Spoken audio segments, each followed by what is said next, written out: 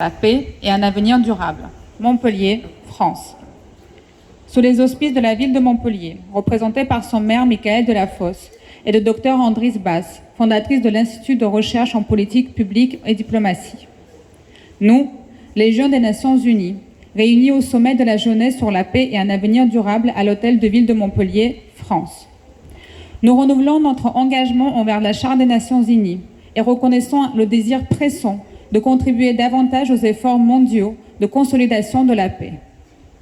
Nous déclarons notre besoin collectif de mieux refléter le paysage mondial actuel et le rôle vital des jeunes dans la promotion de la paix et de la durabilité dans le cadre de la résolution 2250 de 2015 du Conseil de sécurité des Nations Unies. À cette fin, nous déclarons ce qui suit. Préambule. La communauté mondiale fait face à des défis sans prix, y compris l'escalade des conflits, l'augmentation des migrations et l'intensification de la crise climatique, nécessitant tous des solutions intégrées, innovantes et inclusives. Considérons que l'inclusion significative des jeunes dans les efforts de consolidation de la paix est essentielle à la création de sociétés durables. Considérons les principes inscrits dans la Convention des Nations Unies relative aux droits des personnes handicapées, souligne la nécessité de l'inclusion et de l'autonomisation de tous les individus, en particulier les jeunes, dans les processus de consolidation de la paix. Considérant que la résolution 2250 de 2015 du Conseil de sécurité des Nations Unies souligne le rôle critique des jeunes dans la prévention et la résolution des conflits et dans le maintien de la paix.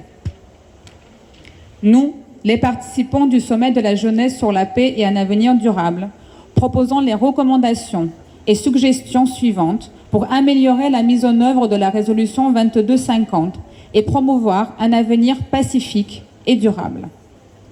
Participation.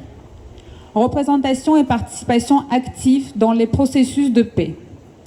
Nous appelons tous les acteurs concernés à impliquer activement les jeunes marginalisés, y compris les autochtones, les déplacés, les migrants, les réfugiés et les LGBTQI+, et à prendre en compte leur point de vue, y compris lors de la négociation et de la mise en œuvre des accords de paix, reconnaissant que leur marginalisation est préjudiciable à la construction d'une paix durable.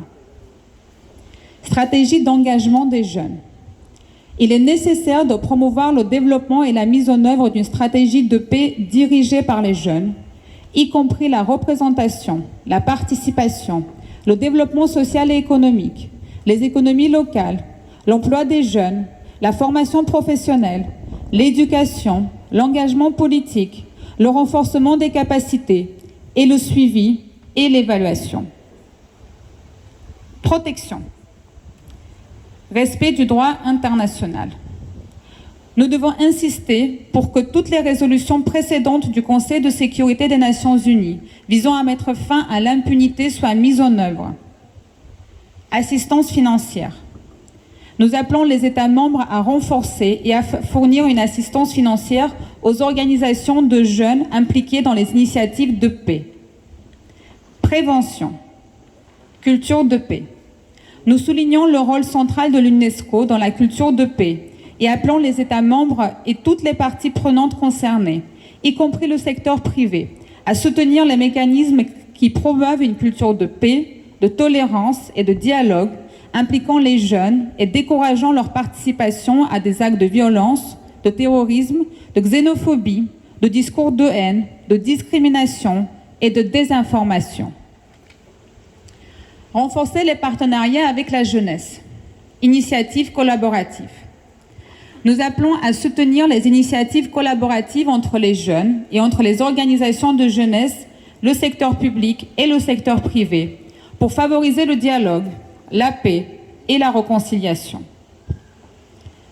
Lutter contre le désengagement de la jeunesse. Renforcement des capacités et orientations.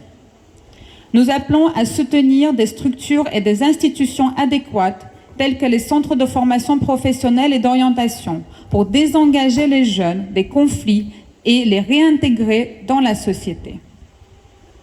Prochaines étapes. Revue et rapport.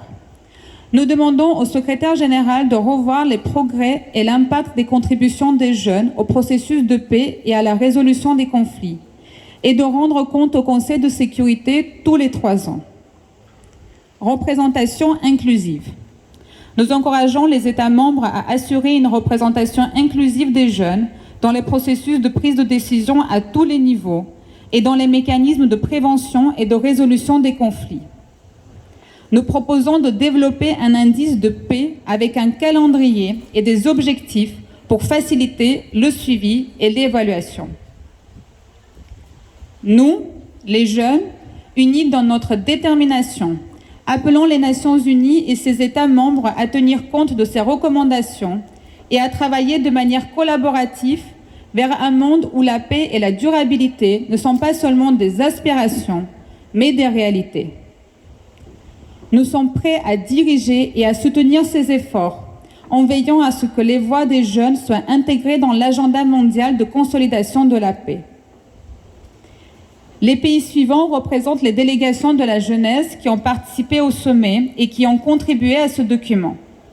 Les délégations viennent de divers continents, Afrique, Asie, Europe, Amérique du Nord, Amérique du Sud et Océanie, illustrant une diversité de perspectives et d'expériences.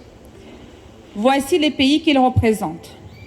Argentine, Arménie, Azerbaïdjan, Bangladesh, Bénin, Brésil, Cameroun, Canada, Tchad, Chili, Chine, Croatie, République tchèque, République démocratique du Congo, République dominicaine,